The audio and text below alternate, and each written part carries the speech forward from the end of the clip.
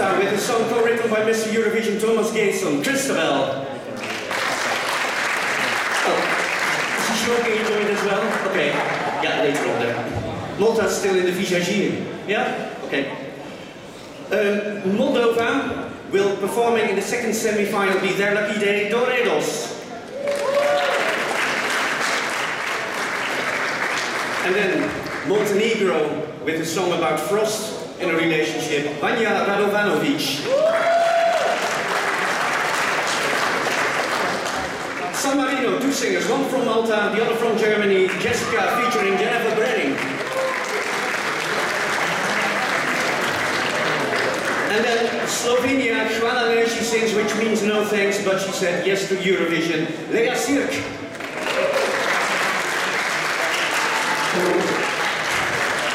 Spain, the only thing I want is your song, they sing, Tu Canción, Alfred Iamaya.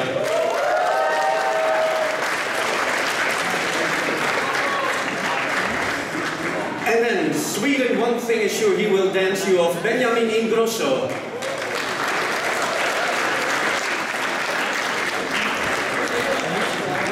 And then Switzerland, brother and sister throwing stones at bullies, Zips.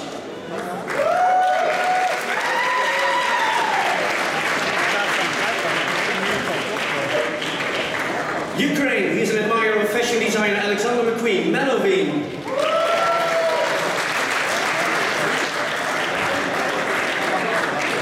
And then the United Kingdom, she was a backing vocalist for Louis Noctin and Blanche, and now she does it on her own, Suri.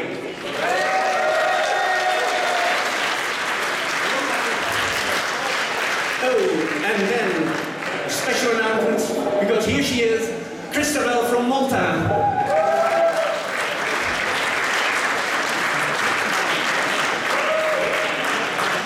Singer is still not here, but anyway, last but not least, the Dutch entry. He took part already in 2014 as part of the Common Minute, Waylon.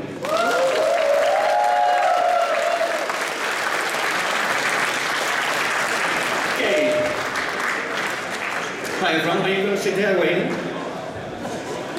Because I was about to ask you some questions. 2014, your best memory of this year, taking part with Common Minute. That was fun. That was number 2, and this year we're going for number 1, right? Okay, and then, yeah, you all go for number 1 for sure, I'm pretty sure. And then, of course, you participated before, just like Caesar from Austria, for instance, and Christian, of course, from Bulgaria. But your experience, so what's the best advice you could give to all your colleagues here? Just enjoy it and do whatever you feel. That's it. We did, and that's what I'm going to do this year. So you're not going to win our yes, you will. Let me ask a question to Lea from Slovenia, for instance. Is that great for you? Because I saw you shocked by. I saw him. I'm such a big fan of you. Sorry. The first love affair is born, yes? First love, yeah, my husband is here, but we don't care.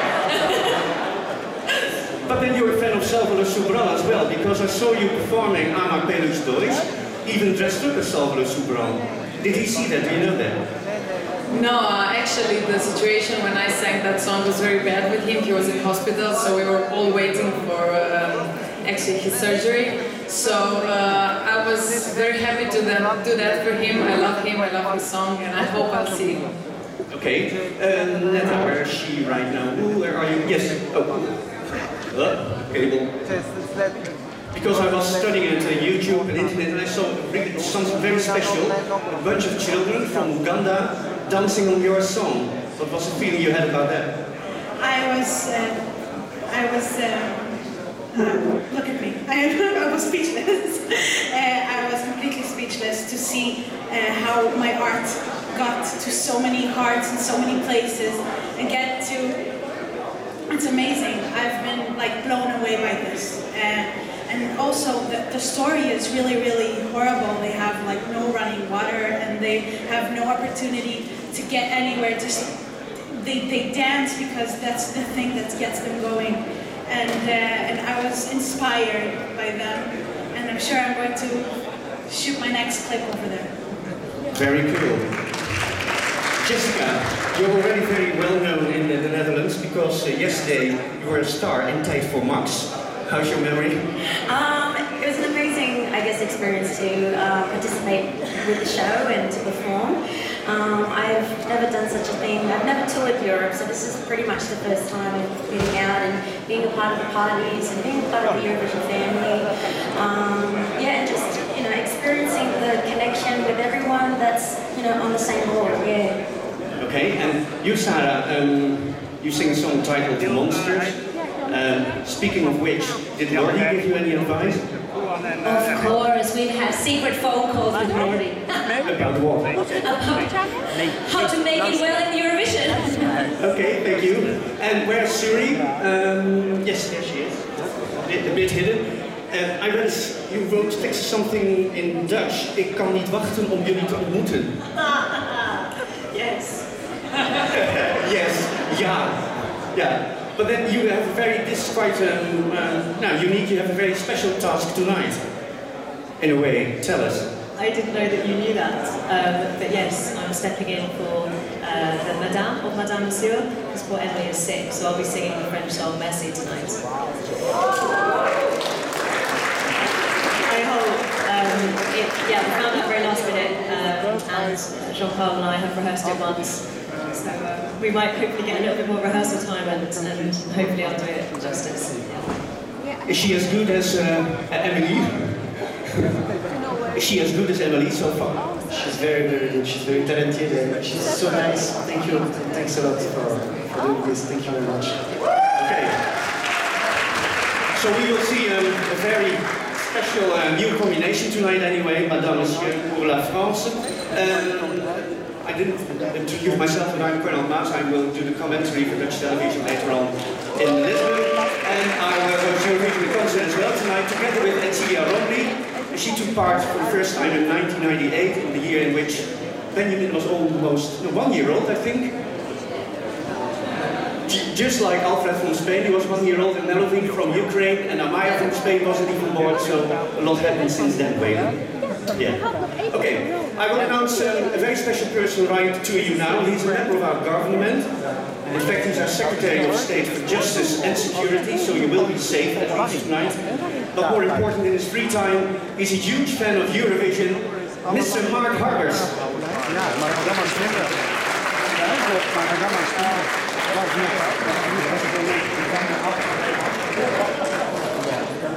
Ladies and gentlemen, dear artists, members of the Eurovision community, on behalf of the Dutch government, I'd like to welcome all artists, members of the press and fans to AVA's Live here in Amsterdam. Tonight's event promises to be a terrific warm-up for the big event next month. As a State Secretary, I'm responsible for everything that has got to do with migration. So, the Eurovision Song Contest and Eurovision in concert fit right in with that. After all, every year, tribes of fans trek across Europe to lend their support to new artists. But there's also another reason that I've been sent here. Because of all the members in the Dutch government, I'm the biggest Eurovision fan. For decades, Eurovision divides people into two camps. You either love it, and a lot of people do, or you hate it, as some people do. There's no middle ground. And I'm definitely in the first group. Ladies and gentlemen, tonight marks the 10th anniversary of Eurovision in concert. And next month's event in Lisbon will be an anniversary for me too, personally. Because this year's Eurovision Song Contest will be my 40th. 40 years ago, back in 1978, I was 8 years old. And it was the first time that my parents let me stay up late to watch it. Israel's Abani B won that night, although I didn't see the encore because I'd fallen asleep during the voting. But let me assure you, it was the first and only time that happened. I've never missed another contest. And in recent years, I've often been at the live show, and I'll be there this year too. I'll be there to support you all in Lisbon. Because Eurovision is a phenomenon. It's Europe at its brightest. It's one of the greatest television spectacles in the world. It's amazing staging. It is an abundance of glitter and glamour. It's a host of outstanding acts and fabulous songs, although some people try to discuss what song is the most fabulous. And each time there's lots to get excited about. And that's exactly how we Eurovision fans like it. Ladies and gentlemen, fellow fans, members of the press, tonight marks the start of the party, right here in Amsterdam. And some of you already met at the pre-parties in Riga, in London, or last week in Tel Aviv. But this is the biggest pre-party, and I'm very proud that we here in the Netherlands, here in Amsterdam, will host tonight's Eurovision in concert. A big moment. It's a big moment when we'll see nearly all the artists who will be performing next month. And it's the moment where every country and all of you artists start to realize how tough the competition is. I'd like to wish you all the artists, the very best of luck, both tonight and next month in Portugal. I'm happy whoever wins, but of course I'm a little biased to towards Wayland, who's representing the Netherlands. Good luck, Wayland. And above all, I'd like to wish all my fellow fans a fantastic evening. Enjoy it and see you soon in Lisbon. Thank you. Thank you, Mark. Thank you so much. And yes, silent right now. That's okay. Cool. That's what the government does anyway. Okay, one more person I would like to introduce to you right now. The team of Eurovision in Concert is very grateful for all the support Eurovision in Concert got the past 10 years. He's, let's say, the big boss of Eurovision. He took, in recent years, valuable decisions in order to save Eurovision Song Contest for the future.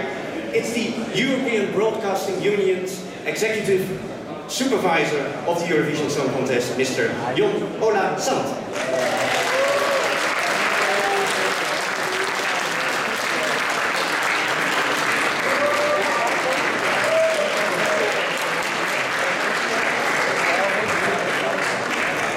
Congratulations, you're here, and soon I'll meet you in Lisbon. First of all, I would like to say thank you to the organizers of this event. It's an anniversary. It has moved to a bigger venue, which I think is good. And this is also the only sort of official Eurovision Song Contest party that is going on in Europe. There's a lot of parties, and that is good, but this is the official one, and one that we cherish a lot. I've been here many times in Amsterdam to support this event and also to meet the artists and to see how they perform in front of a crowd here in Amsterdam. I will also give my best regards from Portugal. I'm going down there tomorrow to stay until the event is over in May. Things are actually going very well. They are preparing for all of you, and one of you could be one of you here tonight will take the victory back to your country. And I've said this before and I will say it again. Eurovision Song Contest lies on three very strong pillars.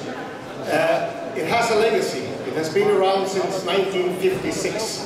And there's not many TV shows, if any, that has been around for so long time. The second strong pillar is that it travels. It travels around Europe, and it has been all over. And this year it came to Portugal. And every year the Song Contest gains a different flavor and a different style that reflects the host country. And that is important because it's a strong identity of the Eurovision Song Contest. And the third strong pillar that has made this event so successfully is, if you win it, you host it. You have to take on the obligation to host the Eurovision Song Contest. You have less than a year to do it. It just ends up in your backyard and you do it. And we have seen that this has been a very successful recipe for Eurovision Song Contest. So we will see where we go next year. In less than a month, we know. And to all of you, I give you the best of luck. I give you the best of thoughts, and I'm sure that you all will represent your country and your broadcaster and your friends and family the best you can, and that you will deliver on that stage. It will be a fantastic stage. There is a well-prepared crew in place now to take care of you. So thank you, and see you all in Lisbon very shortly.